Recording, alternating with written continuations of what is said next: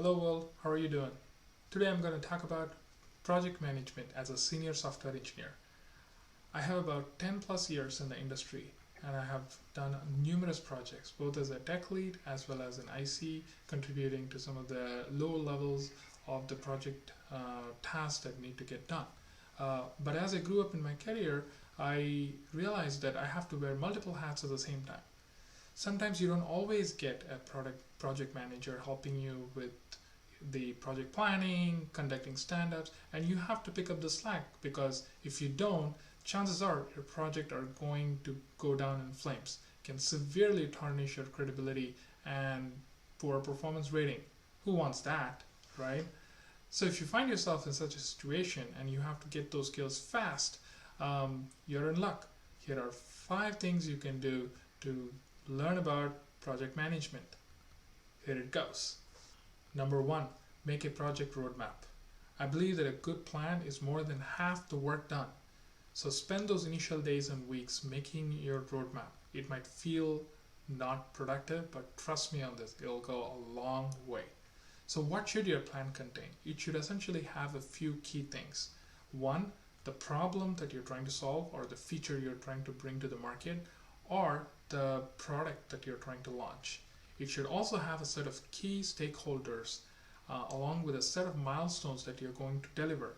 Um, Please get it reviewed by your stakeholders, including your sponsors who are paying you the money to do the work.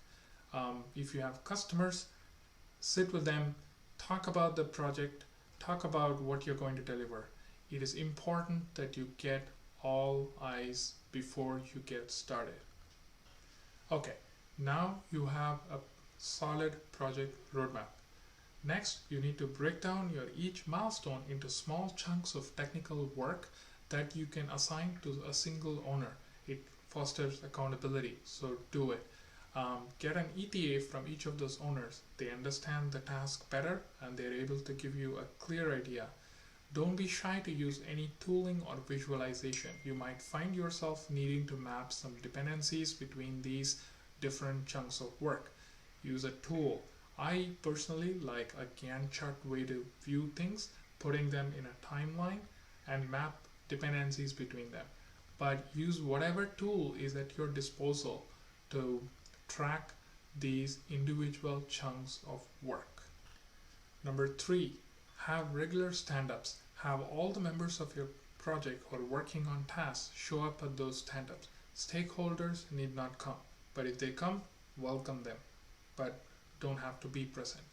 The stand-ups should have some sort of a cadence, maybe weekly, maybe daily, depends on the scope of the project, the complex nature of it, and the number of people involved.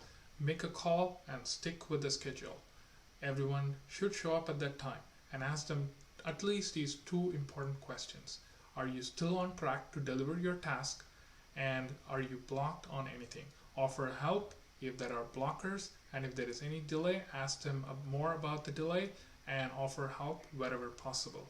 If delay is inevitable, make sure to document it and communicate it to your stakeholders before the overall project goes out of the wire. This is important. This holds accountability. It fosters ownership. So do a regular stand-up. The next step is going to be very important. This is celebrate your wins. Number 4. You have to celebrate your wins. It goes a really long way. Typically, you tie your milestones to demoable things that you can show stakeholders. Schedule a time with your stakeholders. Have a lead member in your team present the demo and show them what you and your team have been working on for the last however long your milestone lasted. It goes a long way in boosting morality. Do not skip this step. Celebrate the win, pop a champagne or a cider, have some cake, do whatever it is. But make it clear that this is a milestone and there is more to go. But it goes a long way. It energizes the whole team. Number 5, retrospect. Okay, great, you've done a good job. The project is delivered. Time to relax? Maybe. Pop a champagne? For sure. But don't forget, do a retrospect. Think about the things that went well think about the things that did not go well. Oftentimes, you'll find a mixed bag of both. If a project went really well and there was no mistake, then probably not challenged enough. So do a retrospect. Bring all the team members into one place. Ask them what went well, what did not, how things could have been improved. The last one is pretty critical. Walk away from a retrospect with a list of concrete things that can be done for the next project that'll help improve things in whatever ways, morale, velocity, you name it. Come away from the retrospect with this list and use them before you start the next project. Sit with that list, go over that list before you plan the next project. This is how you improve every single time you deliver a project with your team. So this is an important step, oftentimes gets missed because there are deadlines, timelines, stuff like that, but take the time to do the retrospect. Hope you found those 5 tips helpful, and if you like and you want to see more of these videos, please like and subscribe. It'll go a long way. Until next time, good luck out there.